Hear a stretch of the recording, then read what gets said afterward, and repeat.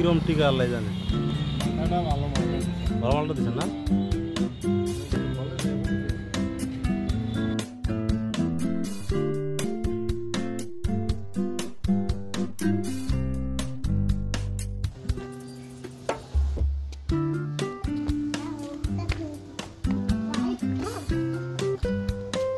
এটা কি বলো তো?